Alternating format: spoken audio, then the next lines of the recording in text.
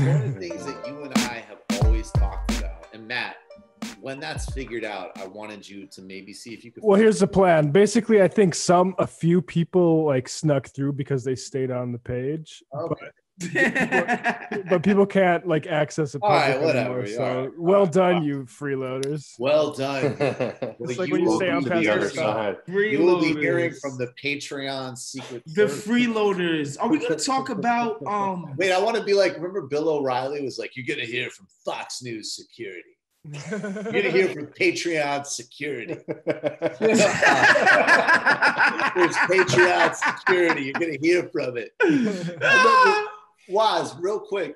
Sure. Okay, Matt, can you look at that thing that supposedly Malcolm Gladwell a couple of days ago was like? Oh my God, man. No, what do you do? And before we get to that, one other thing, Waz, and then take it wherever you want to go. But this example of Zion going into his own pocket to pay people who work at the stadium, while the fucking owner of the Pelicans has not done a thing that I know of to help out concession stand workers and whatever else people are going to be really hurting. It goes back to the first conversations we had in the beginning of our friendship on and off air. Yeah. Athletes are workers.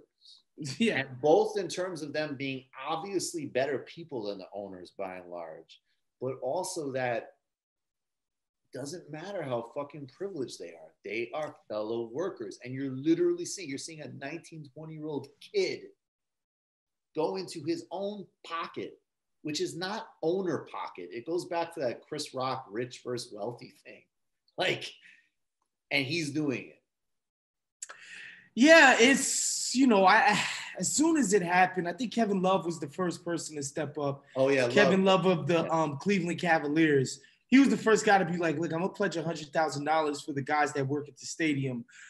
Simply like, these are the people that make this thing go, right? They make sure the trains run on time. Like, they're the ones who are pulling the strings behind this massive operation. Like, I remember the first time, I got a credential to go to a game, right? And then so you're on the event level, as they call it, and you're watching this machination. It's almost like its own organism, the way the game day ops works, right? All of these people working together to make this thing go and provide like one of easily, if you go to an NBA game, one of the most entertaining products you can show up to. Like, kids love it, adults love it, teenagers. I don't care who you are, how jaded you are. You show up to an NBA arena and people just love that product. And these are the people that help make that happen. Now, to your point, it's just only natural because guess what? Those guys are actually, as rich as they actually are literally on the ground level with these people, game in and game out.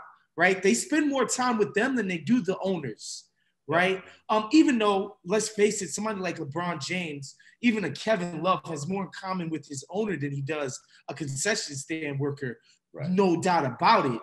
But these are the people that they're with, literally touching every single day, right? So the idea that they can feel some type of human empathy, it doesn't surprise me. Now, the owners, I mean, this is par for the course. But Mike, I would take it a step further because, Bernie's already come out and said, yo, we need to give working families 2 G's a month until this crisis has been abated. You understand what I'm saying? So, of course, Bernie, he steps up to the plate immediately. Like, I had put out a tweet that went a little mini viral when Kev Love announced it. I was like, look, I want to applaud Kev Love for his generosity and his spirit of charity. But it's kind of whack that these people will have to depend on the largesse of a private citizen during a global pandemic. Like, it's a global pandemic, people. Like, this is the definition of an emergency. This is the definition of break glass in case of emergency. Right now, right here. And the idea that these people would have to depend on Kev Love. Fuck the owners. Like, obviously, those people are unconscionable in the idea that they would be like, let me think.